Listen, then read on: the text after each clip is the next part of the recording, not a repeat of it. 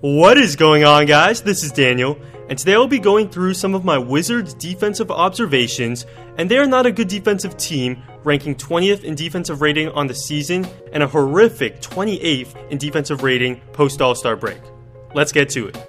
Let's start with their base strategy to defend pick and rolls, which is to bring their big man high and then rotate here Morris onto the rolling big man. They contain this pick and roll, and then on the next pick and roll you'll see John Wall nicely come over to defend the roll, preventing the pass, and the Wizards eventually force a shot clock violation.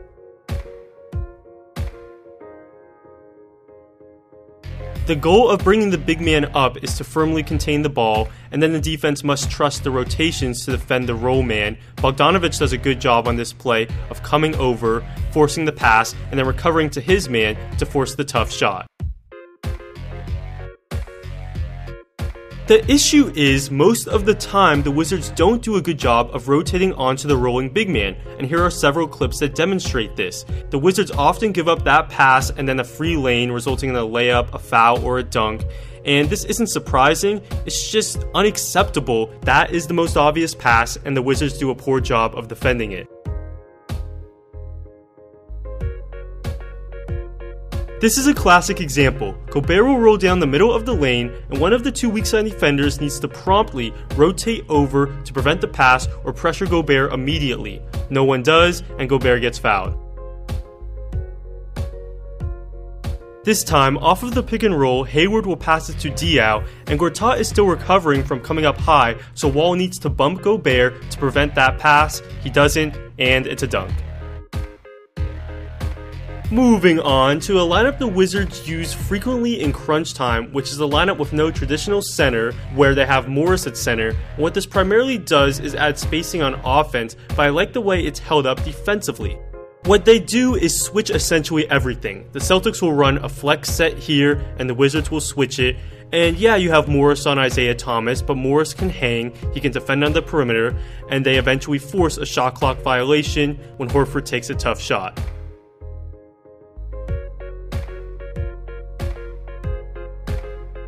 The switching takes away the complications of their pick and roll defense, and this time Kelly Oubre does a great job containing Thomas.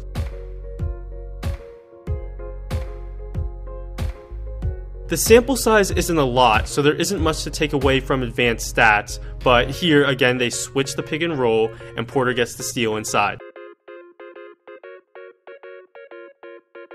Now, this isn't something they can do all the time, and one of the main reasons is the lack of rim protection. Russell will drive to the basket here, but Morris doesn't step up as he should, and Russell gets the layup.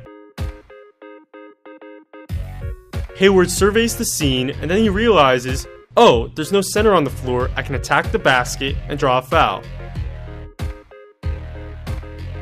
Another disadvantage is inevitably a guard will switch on to a post player. Here Beal switches on to Horford, and then Beal fouls.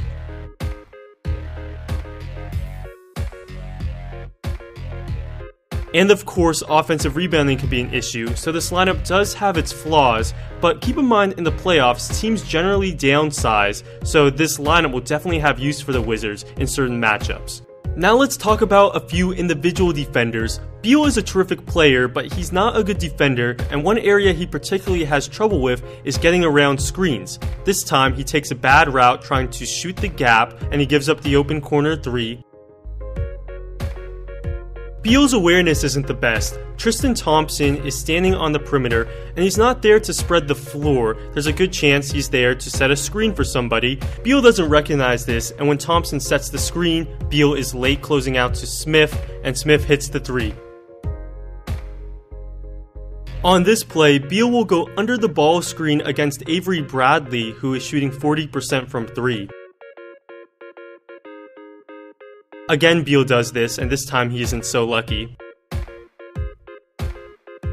Kelly Oubre is a really interesting defender, so I want to talk about him. And first off, because of his athleticism and length, he can make plays in the passing lane that other players simply can't, getting deflections, and this time he nicely gets the steal and goes in for the layup.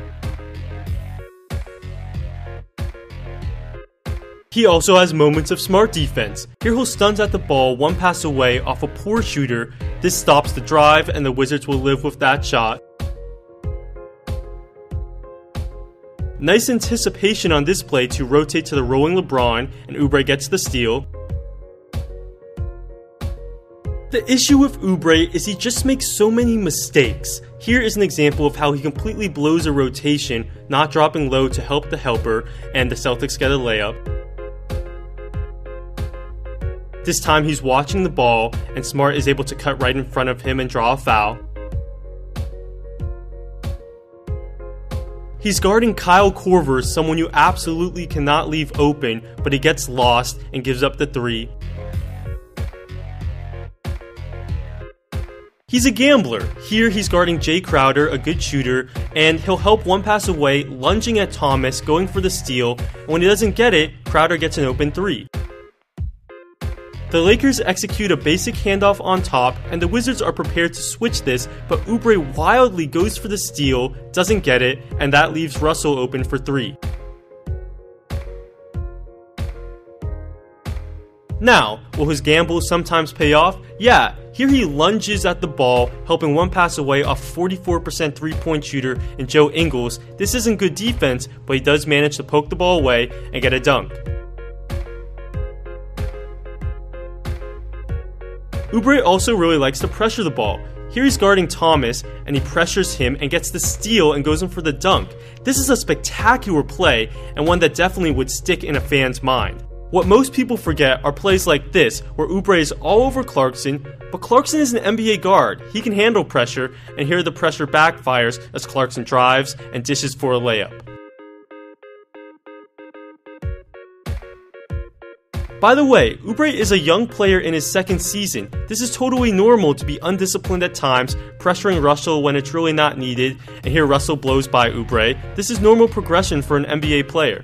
Over time, Oubre will become smarter on defense and more disciplined, but as of right now, in my opinion, he's an average to below average defender. Most people know Brandon Jennings is a bad defender, but I don't think people understand how bad Jennings truly is. First off, his size is a huge disadvantage, as he's only 6'1" with a thin frame, and here Smart posts him up and scores. He's also not someone who defends like he's bigger than he actually is. This time, Shelvin Mack is able to use his strength to get to the rim, and then Jennings fouls him, giving up the and one.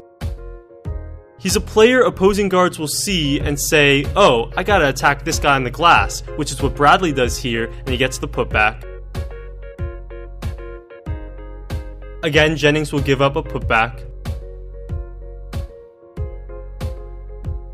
Jennings struggles with the physical side and also the mental side of defense, which is just an awful combination.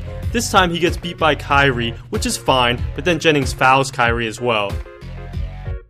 Watch as he makes Tyler Ennis look like Curry.